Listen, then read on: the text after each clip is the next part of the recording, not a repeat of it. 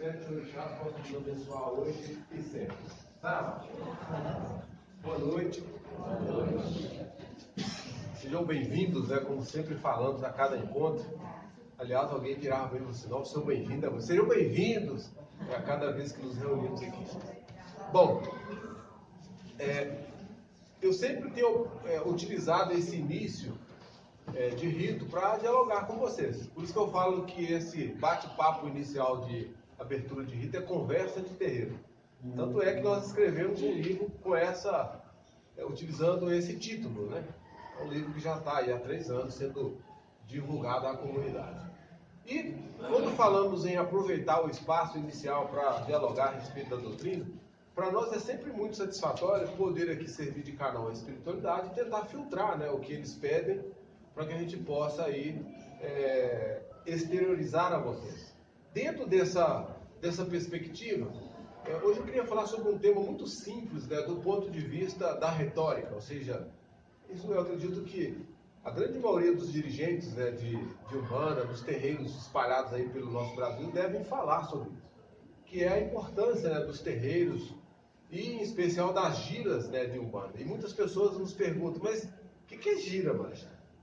Na verdade, o nome ele evoca movimento, né? Gira é o que coloca em movimento. E na verdade, esse nosso encontro aqui, culturalmente, é chamado de gira. Na verdade, é um encontro mediúnico. E por que gira?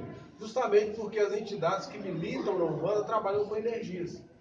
E ou eles precisam ou estancar a energia, ou impulsionar a energia, ou frear, ou dar movimento à energia. Esse é o princípio da encruzilhada muito comum, né, dos trabalhos de Umbanda. E quando nós falamos de gira de Umbanda ou encontro de terreiro, nós falamos em movimento de energias. E o movimento dessas energias começa, obviamente, evidentemente, que com essa individualidade de cada um de vocês. Então, para que a gente possa chegar aqui a um resultado satisfatório, nós precisamos somar, equilibrar, e aí sim, o plano espiritual acha aí um equilíbrio para começar, né, de fato, essa movimentação espiritual, essa movimentação energética. Tanto é verdade, o que eu estou falando com vocês, que vocês ao entrarem ou adentrarem, ou serem convidados a adentrar a nossa casa, vocês já foram tratados energeticamente no primeiro ato magístico da nossa casa, que é a defumação. Então, quer dizer, a defumação já começou a movimentar a energia sobre vocês. Quando vocês sentam aqui, cada um de vocês projeta o desejo, né, que os trouxeram aqui. Seja mentalmente, emocionalmente e até mesmo fisicamente. Então, essa amálgama de energia orgânica, corporal, física, mais a nossa sentimental, mais a nossa mental, forma essa egrégora que vai parar sobre todos nós aqui, nesse encontro de terreiro da noite. O que a espiritualidade faz com essa energia? Tenta equilibrar os polos. E aí, cada um de nós temos polos de entrada e saída. A gente chama isso, numa linguagem mais rebuscada de terreiro, de chakras, né? Então nós temos chakras que, em perfeita consonância com as linhas mestras ou com o poder volitivo dos orixás, impulsionam em nós esse movimento energético. E é assim que a gente poderia se considerar que estamos vivos. Se ela para de se movimentar em nós, nós estamos mortos, ou seja, o nosso corpo já não serve para mais nada. Os chakras têm essa função. E os terreiros servem como esse amortecedor, né? Esse amortizador de energias. Alguns de nós vem trazendo uma abundância de energias, quase sempre ruins, né? E aí precisam ser domadas. Outros de nós vêm com a baixa de energia. Precisamos adquirir energias através do processo agregativo. Dentro dessa somatória, dentro dessas divisões, o plano espiritual vai direcionando para que a gente encontre o equilíbrio, encontre a estabilidade, encontre a harmonia. Quando nós falamos de equilíbrio, falamos de estabilidade, falamos de harmonia, como tantas vezes já explicamos aqui, tem a ver com as nossas energias mentais e equilíbrio. Tem a ver com as nossas energias emocionais e estabilidade. Tem a ver com as nossas energias físicas, harmonia. Então, essa movimentação de energia feita aqui, executada pelos espíritos, muitas vezes sem a nossa percepção, tem esse resultado útil e último de nos equilibrar, de nos estabilizar, de nos harmonizar. E não há nenhum de nós que podemos dizer que estamos em pleno equilíbrio, em plena estabilidade, em plena harmonia. Então, talvez o maior trabalho realizado nos terreiros, nas giras, seja esse, de equacionar as nossas energias. E aí vem um grande segredo. Eu queria aqui, aliás, segredo não, mas vem uma peça-chave para o nosso sucesso, ou o resultado que almejamos alcançar nesse encontro da noite. Todos nós, ou a grande maioria de nós, quase sempre, buscamos um terreiro mais para ganhar, na intenção de ganhar. A gente chega buscando, né? Sempre pedindo, não é assim? Pede o Pedro Velho, pede o Caboclo, pede o Penso, pede o Exu, mas é pedindo. E às vezes a gente tem um descuido de não se atentar se o nosso pedido deve, de fato, ser um pedido agregativo, que nos traga energia para a conquista, ou que seja uma energia dispersiva, para que a gente possa se livrar daquilo que não nos serve. E aí eu posso afirmar categoricamente com todos vocês que estão aqui. Eu talvez chutar que é uma porcentagem que seria inteligente, mas eu vou dizer que neste hall de pessoas, ou olhando aqui para todos vocês, talvez 2/3 veio aqui mais para perder do que para ganhar. Perder vaidade, orgulho, prepotência, arrogância, ignorância, ódio, para que a gente consiga ter espaço para receber as energias positivas. E aí sim, podemos pensar em prosperidade, seja financeira, amorosa, seja prosperidade no campo da intelectualidade, no campo das ações. Quando eu digo agregar ou somar energias no campo das realizações, talvez a mais comum delas seja as nossas necessidades básicas, né? E eu posso apostar com toda e absoluta certeza, nesse encontro de hoje, até porque tem uma predominância de Exu, que talvez grande maioria de vocês veio aqui em busca de uma realização material. Só que aí eu não posso deixar de falar com vocês como sacerdote, que nós precisamos aprender a olhar a prevalência da nossa essência espiritual sobre a matéria. Quando nós falamos em necessidade, quando nós falamos em agregar para suprir as nossas necessidades básicas, quase sempre elas estão relacionadas ao nosso modo de existência física. Não é assim? Às vezes eu venho pedindo um emprego para manter a família. Às vezes eu venho pedindo a estabilidade no emprego para manter o status financeiro. Às vezes eu venho pedir a espiritualidade que eu tenho um chefe melhor porque eu não estou suportando ele. É mais ou menos assim, vocês já entenderam. Dentro dessa visão, eu queria chamar a atenção para esse aspecto. Lógico que quando nós falamos de magia, de Umbanda, quando nós falamos de movimentação de energias, existem muitos aspectos que devem ser levados em consideração. E talvez o mais importante deles seja exatamente o ponto de saber de fato o que nós queremos. E quando eu falo que nós queremos, remete a vocês. Por quê? Digo nós porque nós não estamos excluídos do desejo de vocês hoje. Nós somos veículos dos espíritos que vão auxiliá-los a ter uma visão mais clara do porquê estarem aqui. E aí, nós precisamos saber, nós precisamos ter consciência de como até mesmo nos apresentar diante da espiritualidade. E eu tenho insistido bastante, principalmente nos encontros de terça-feira, que são os ritos de louvação ao Orixá Ogum, que é um rito que a gente trabalha mais esses aspectos interiores. Inclusive eu estendo o convite a todos vocês, e a vocês que nos escutam aí do outro lado da tela, venham conhecer a nossa casa, venham participar do nosso rito, mas mais especificamente para vocês. É importante que vocês não descuidem dos aspectos internos. E quando nós falamos dos aspectos internos, talvez o mais interno, ou mais interiorizado, o mais profundo seja o espírito. O espírito prevalece sobre toda e qualquer manifestação humana. Inquestionável.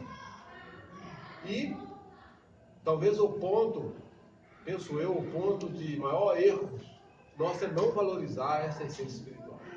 Nós nos perdemos na matéria.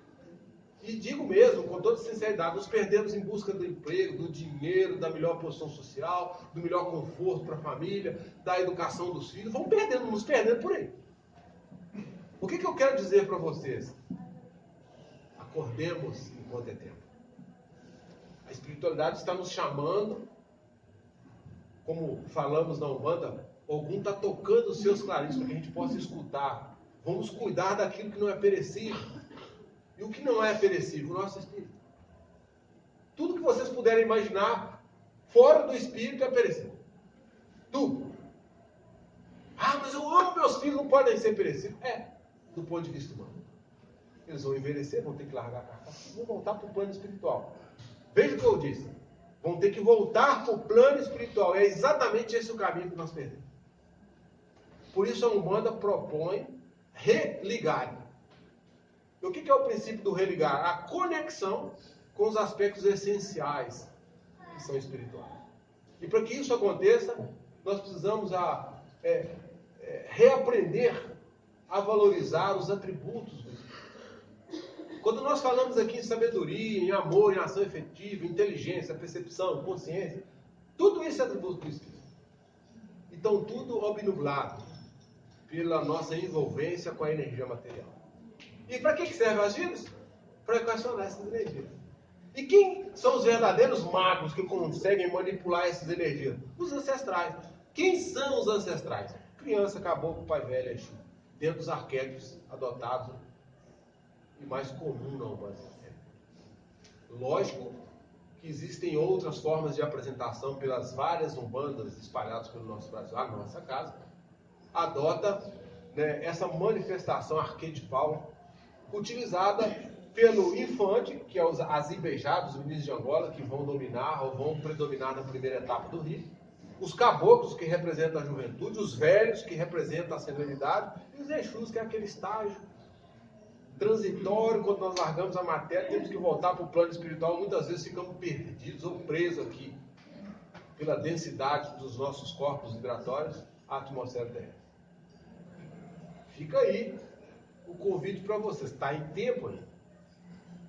Eu olho aqui para vocês e eu consigo perceber com muita tranquilidade que a grande maioria de vocês são jovens.